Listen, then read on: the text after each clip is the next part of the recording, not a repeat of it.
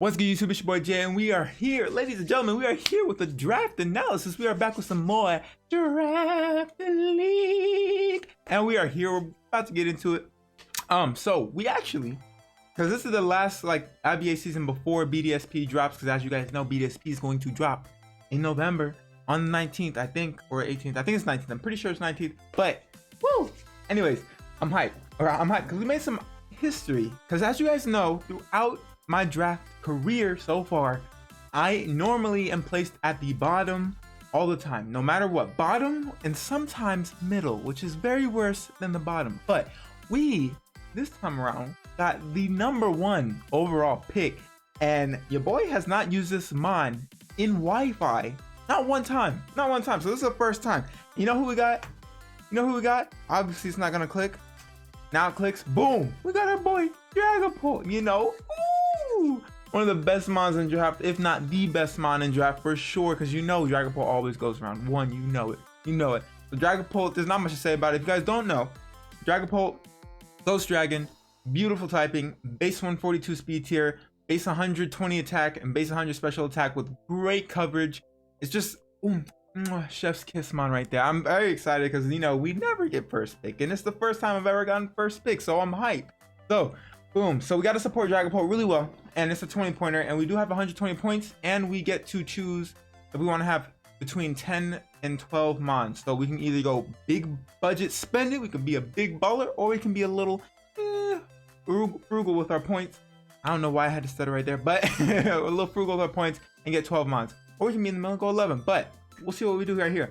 So next, we got Togekiss. So I was very close to getting Clefable because it almost came back to me. I think Curse got Clefable, and he was like, I think it was mid-draft or something like that. More towards the bottom, but I think Clef was gonna fall to me. I don't know, but Clef Dragapult would have been busted, but alas, it didn't happen, as it shouldn't happen because Clef is amazing. But we got Togekiss instead. Togekiss is a great mod. It can support Dragapult really well because it is a fairy type, and it helps Dragapult deal with pesky dark types, as well as, what am I thinking of? What am I thinking of? What else does Dragapult struggle with? Not much. But anyways, it does help support Dragapult. Also gives us a defogger as well, which is super nice, and it's not touching the ground, which is kind of lit. But as you can see, we do have an ice type weakness, so we do have to hurry up and get a steel type. And since I had the first pick, I do have a back-to-back pick, so I went ahead and snagged up Metagross. And it's the first time I've used Metagross in draft. It looks like a cool mon, seems like a dope mon. Gives us rocks, gives us a steel type, so we already have our Fairy Dragon Steel Core already done in 2 seconds, bro. 2 seconds, that's it. 20, 14, and 11. The Metagross was a little bit cheap. At 11 points, I liked it. It was a good steel type for me. It was a good steal. Ahaha, poke pun intended. But let me digress.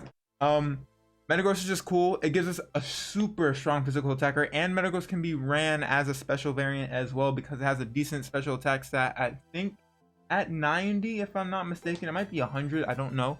I can't remember. But I do know it's decent enough for you to run special Metagross. So boom, we have 2 very versatile mons in Dragapult and Metagross, considering they can be ran physical or special. You love to see it. We have base 80 speed tier in Togekiss, and we have base 70 in Metagross, so that's pretty good. We're hitting those tiers very well. We still do have some gaps to fill in, but we already have a very solid core already. It just happens, and very solid mons. So excuse me, we're gonna go ahead and continue. We got Nidoqueen. So I've never used Nidoqueen before. I have used its counterpart Nidoking, which is busted with Life Orb, but Nidoqueen is bulkier, and my camera just turned off because it's been on for 30 minutes apparently. So I was messing around with some settings and whatnot before this, and I had my camera on, but now it's okay. Anyways, we have Nidoqueen right here. Gives us another rocker, gives us our ground type, gives us a grounded poison as well. Awesome, and gives us a great ability in Sheer Voice, and I believe Nidoqueen's speed tier is 76, so we're getting back up there, getting up to snuff. Nidoqueen can be ran like as super bulky. It can be ran as a special attacker. It's just great thickness. You love to see it. I did get sniped in this draft a lot. Obviously Clef was one, but I wasn't realistic, but at the same time I felt like it was. Nidoqueen was actually supposed to be Nihilego, but I got sniped to that. But it is what it is. It kind of worked out for the better because I did get a ground type, and I got a grounded poison, and one that can eat hits. I don't know, better, I guess, because it has more overall bulk than Nihilego does. but it doesn't have the speed tier that Nihilego does, which is unfortunate, but Nidoqueen will do the dang thing. Yeah, I know. So next up, our fire type, Moltres. I've been wanting to use Moltres for a while. I could never grab it. I just could never grab it. And then we finally grabbed it. Moltres is fantastic because of its great ability in Flame Body, so it deters physical attackers from hitting it. And it has a great speed tier at 90. And it can be ran physically or specially. And its strong flying stab and hurricane and whatnot is amazing. Also gives us U-turn. So we have 3 momentum mons. We have U-turn Dragapult, Baton Pass Togekiss, and U-turn Moltres, which is fantastic. So Moltres is awesome. I've been wanting to use it for a while. Ever since it got heavy duty boost, obviously it's been very, very popular, and I've been wanting to use it a lot, and it seems like a dope mon, so hopefully we can use it well. It's my first time using a lot of these mons, so I'm very excited to go into it and see what we can do. So next up, we have obviously a mon that you guys know I love, Milotic. So we get a nice bulky water right here. I didn't know what water I wanted to get, honestly, and I was kind of scared that if I didn't get Milo, I was gonna have to settle for a very like water type. So I got Milo, and Milo is very good, has reliable recovery, has bulk out the wazoo, access to flip turn, and you guys know I love my momentum mons, and competitive, which is nice, and Marvel Scale. So 2 great abilities right there, even though competitive doesn't normally pop that often unless somebody's using webs or an intimidate comes in, but even then I probably won't be running competitive because it's just not that viable in singles unless there's specific situations which you prep for. But Milotic is here. Milotic is, oh, it's gorgeous. She's gorgeous. But I'm excited. I'm excited because we have a nice solid fire and water core already with Moltres and Milotic. So all that's left is a grass type. And there were, oh my god, I got my grass so late, so late.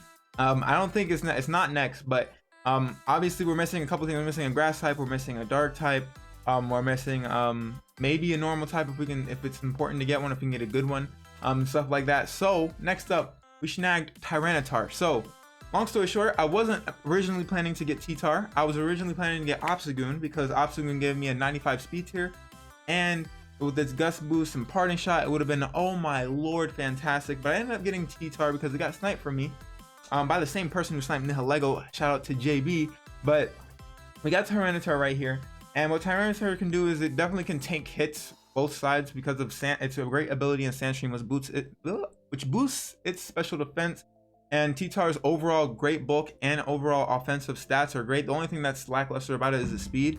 But I mean, when you have a Godzilla mon like this, of course you gotta make it bad somehow. But it's not bad by any means. Of course, we do get a quad weakness to fighting, which is unfortunate in a dark type, but it's gonna be weak to fighting regardless. It's just unfortunate that low key we're gonna get bought by any fighting type move that comes our way. But T-Tar is a great mon to have. I used it, I believe, in IBA Season 1 throwback, and I loved using it then. But I have learned a lot more, so hopefully I'll be able to use it better.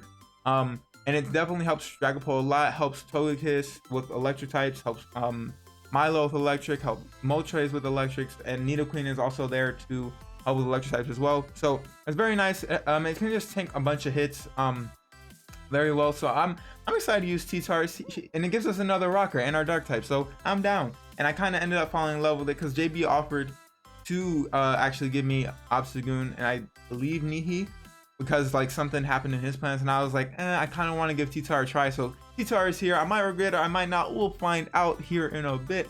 Next up, we have Tauros. Tauros was 5 points, and a mon like Tauros with a base 110 speed tier and base 100 attack with sheer force and like basically unresisted stab whenever you bring it to a matchup.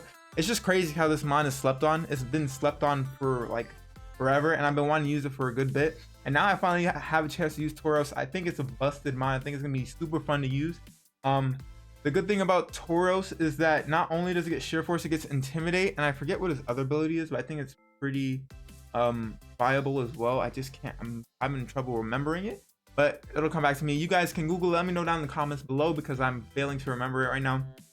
But it's great. It gives us a normal type, which is good in itself. It has decent defense. It has a little bit lackluster spit up, but mainly Tauros is here to just deal big damage with stab, life orb, sheer force, boosted body slams. So I'm very excited to use Tauros, and it gives us another speed tier that we desperately needed because we have a big jump from Dragapult all the way down to Moltres at 90. So now we have a 110, which is perfect, because now we have something in the 90s and we have something in the 110s, so we're looking pretty good. We're looking pretty good. Next up, we have, as I said, my grass type it got stolen. First off, that's why I had Waste Lake, because somebody sniped me. I wanted to get Tangrowth at one point, and it got sniped, and I was like, well, okay, but you know, it's little version, it's mini me. Tangela is here, and Tangela, don't get it twisted, Tangela is very bulky. Even without an Eviolite, it can eat hits for days with this defense. It's fantastic, and it gets Regenerator, and it still gets the mass majority of what Tangrowth gets, minus like EQ and a couple of moves, but it still gets Sludge Bomb, Knockoff, Sleep Powder, Giga Drain, all this other stuff, Energy Ball. Like, it gets good solid coverage. It's a great mod, so I'm excited to use Tangela. I think it's definitely gonna pull its own, knowing what matchups I have going forward. So I think Tangela is still a solid grass type, and we do have Eviolite to boost that Spit F, so it's still okay. Probably not as much bulk as AV Tangrowth, because Tangrowth does have more HP, but Tangela will get the job done. I promise you. I promise. And then last but not least, I didn't know what to grab. I don't have an electro type, but I was like, electro types aren't always like needed in mods. This is what I've been learning. They're not like the most important typing, but they're nice to have. But like looking at my team, I was like, bulky water types could be maybe a problem, but maybe. But I do want something to break a lot of things. That way Dragapult's job is easier to clean in the late game. Metagross can clean up a Bullet Punch or something. So hopefully this boy will do it. And we got Heracross, and as you guys know, or if you don't know, Heracross is a busted mod. Once this guy gets Flame Orb, it's basically GG's. The only thing that is unfortunate about it is it has base 85, but it was, oh my gosh, if it was faster though, it would just be too much. It would be too much. But Heracross with Guts boosted, Facade, Close Combat, Mega Horn, Knockoff, Earthquake, Stone Edge, you name it, the coverage is there. It's gonna catch bodies and it's gonna break down teams, which we need it to do. And having Heracross as a breaker for like pesky dark types, pesky rock types, pesky ground types, anything that's there that's bulky, Heracross can break through it without a doubt, like 100%. It doesn't matter how much defense you put into it. Knockoff, EQ, Mega Horn, Facade, it's all this. It's gonna hurt. So I think we have a solid team for the season. I'm very excited to use it. I want you guys to know what you guys think about the team down below, because I think we have a solid squad. It was refreshing to get right into a draft after I got back after a long vacation. So I'm very excited to get the season rolling and see what we can do with the squad.